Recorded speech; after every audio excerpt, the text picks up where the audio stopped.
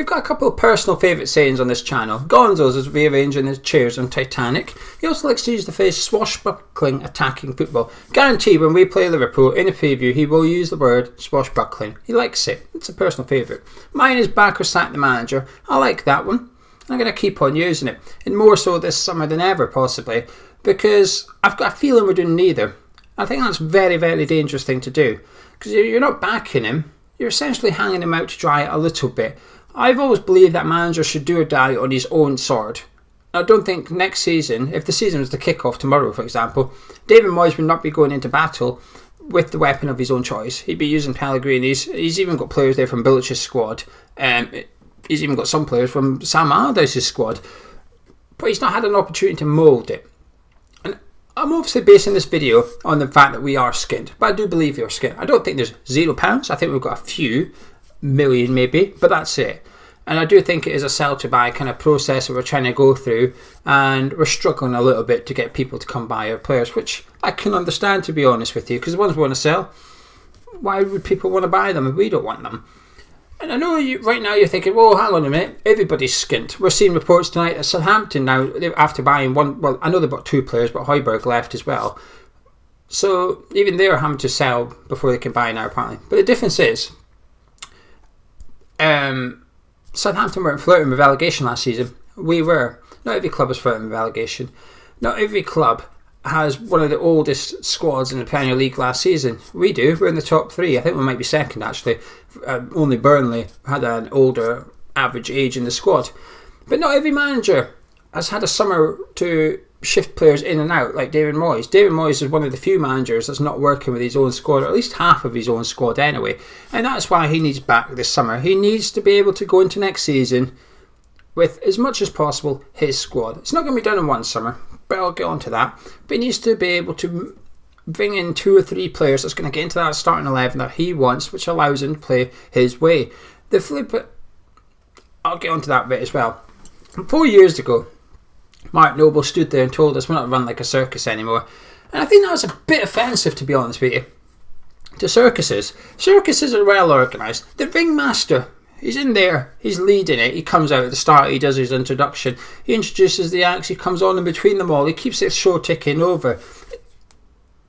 He's the leader. They've got the right people in the right places. The strongest man is lifting things he shouldn't really be able to lift. The bendiest female is putting herself into a glass bottle that she should not be able to fit in. The nutters, you want to call them that, those people that get on a motorbike, you know, the 3 of them, they'll go round and round and round in a metal cage ball thing, which is like, you watch it thinking, oh, this is potentially going to be a massive accident. But they have the right people in the right places. They do what they're supposed to do, which is entertain. I'm not sure we do that, and I'm not talking about entertainment part. The right people in the right places. I'm not convinced, because if we did, we would be one step ahead for this summer transfer window, which we aren't. And this is where the continuity of the manager is a little bit higgledy-piggledy. And this isn't like anything against David Moyes. I've done my Moyes opinion video the other day. This is purely about West Ham's manager rather than David Moyes as West Ham's manager.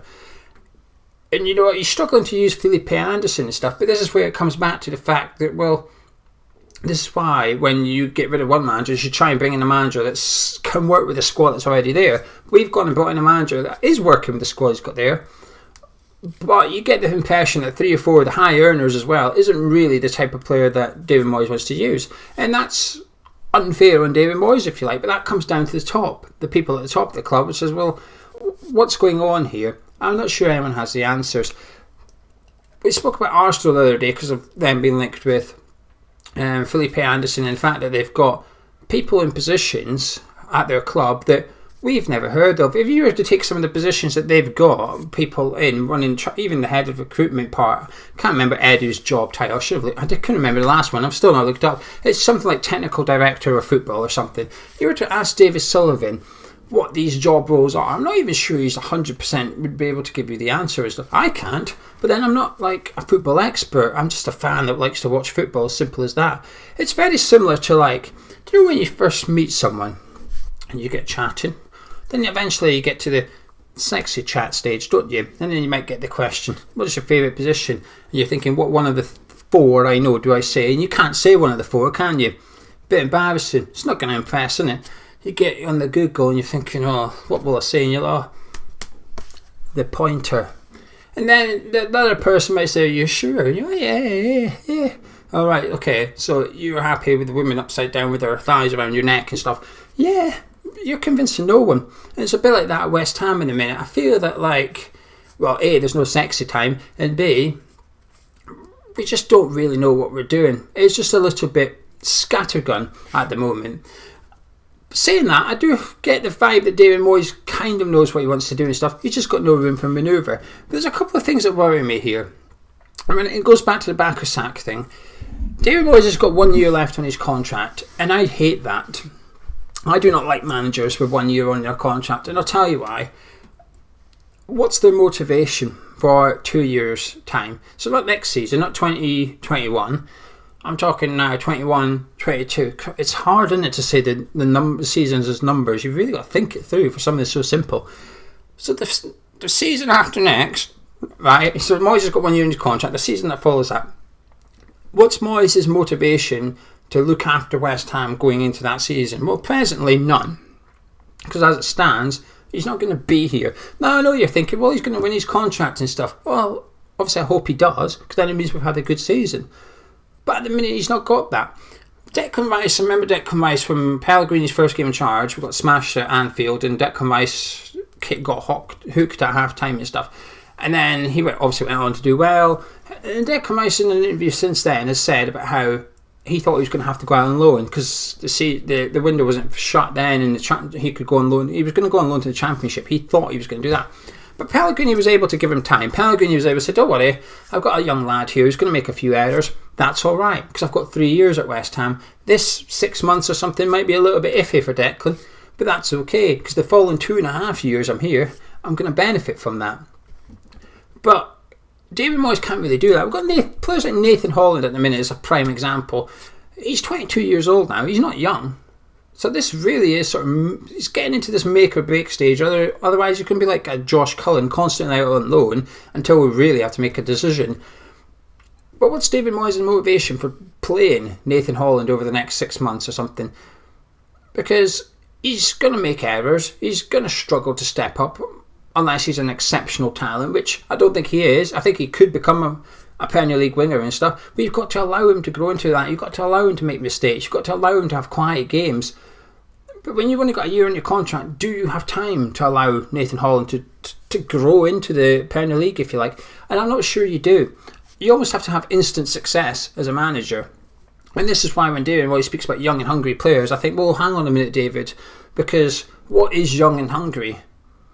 It's a very grey area, I feel like. I know you're thinking, well, under the age of 25 and someone that can get into the starting 11 and stuff, well, they cost big money, generally speaking, especially when you were looking in the Championship. But David Moyes can't have young and hungry. David Moyes has to go for young, hungry and good enough to play in the first team, because at present, with his 1 year deal, he doesn't have time. He can't get an Alexander Silva or a Cardoso where he goes, in you come, pop yourself into the under-23s for a year, get used to English football, and then the following season I'll promote you to the senior squad. He might not be here. And I'm probably making a hash of trying to say this, but I have warned you a few times. It's up here and I struggle to get out here sometimes, but I'm doing my best. And that's why when it comes to like Diangana, and a couple of times in transfer rumour show I said I wouldn't be surprised if he sells Diangana. And part of the reason is, well, why would he keep him? He might make it next season, but we don't know. It's a gamble. We'd expect he would and stuff. But this is why David Moyes' current worry, if you like, is just getting through the next year at West Ham, getting us into 12th spot in the Premier League and not having a relegation battle on his hands. That would be good enough for him. He'll probably get his new deal. But what I'm trying to say is that's all he's worried about at present. I'd much rather have a manager on a 3-year deal, 4-year deal or something. And this is why more and more clubs in the Premier League right now are becoming well run, like a circus, but better. Or they're becoming rich, which then tends to lead to some sort of relative success sometimes. Or both. And we're neither. And there's less and less clubs that are neither. And it's a bit worrying, because I look at Southampton, Hassan Hüttl, 6-year contract, revamping the training from kid level all the way up to the senior squad. Just handed James Ward-Prowse a 5-year contract. That Højbjerg, when he said, oh, I'm going to go to a bigger club, out. captain's armband off, you get sold, away to Spurs, away you go. He's building. Hassan Hüttel isn't building for this season. He's probably got one eye on it. But I'll tell you something, he's building for the following season, and the following season, and the following season. That's why he's got Kyle Walker-Peters at right back, because he knows he's a bit raw. He looks like he's got a few errors in him, but next season, that's alright. I'll put up with that, because the following season, I could have one of the better Premier League right backs in my team. I have James Ward-Prowse in there, one of the best centre midfielders in Premier League, most underrated player in Premier League in my opinion. He's got Danny Ings banging him in up front. He's building something there. You've got Graham Potter at Brighton, also on a 6-year contract. He's building for the future. He's got White, that was on loan at Leeds. Now, they've slapped a £40 million price tag on him. Said to Leeds, now you want him for £40 million. Tell you why, because they don't want to sell him. It's simple as that. Because Potter can see him being Brighton centre-back, possibly next season. He's got a bit of competition there with Webster. Byrne will be trying to get back in the middle. They just signed Veltman, and obviously Lewis Dunk's just shooing, assuming he doesn't move to Stamford Bridge. But the following season, you would expect White to be the centre-back at Brighton. I think that's fair to say. Potter's already thinking about year 2, about year 3 at Brighton. How's David Moyes supposed to do that when he doesn't know he's going to be here? And I just think our manager needs to be backed this summer. And if we don't have the money, you've almost got to give him the contract. It's good to see Kevin Nolan and Paul Niveen being kept on, and Stuart Pearce has come in. But I believe I've asked someone, and I got a not conclusive answer, but a vague possibly answer, and that is that they've all got 1-year deals, so it's in line with David Moyes' 1-year contract. And I think, what's the long-term plan here? I'm not convinced we've got one. I think it's stay in the Premier League next season, then we'll see. But at what point do you then turn it into a long-term project? At what point does West Ham sit down and say, you know what, we need a 5-year plan here. We don't need a 10-year one, we don't need a 10-year 10-point plan, but we need a manager that gets backed with years on his contract as well as in the transfer market. And it doesn't matter if you like David Moyes or not. That's not what I'm here to talk about. I'm here to talk about purely about just having something in place, so that next time Mark Noble says we're not run like a circus, it's actually insulting towards a circus rather than West Ham. Anyway, that's all I've got to say. Hopefully that makes sense. It wasn't as ranty as I thought it was going to be, but that's my thoughts for today. I'm going to disappear. Drop a like on the video if you enjoyed it. Subscribe if you're around here, and I shall be back probably with a transfer rumour show later on in the week. Catch you in a bit.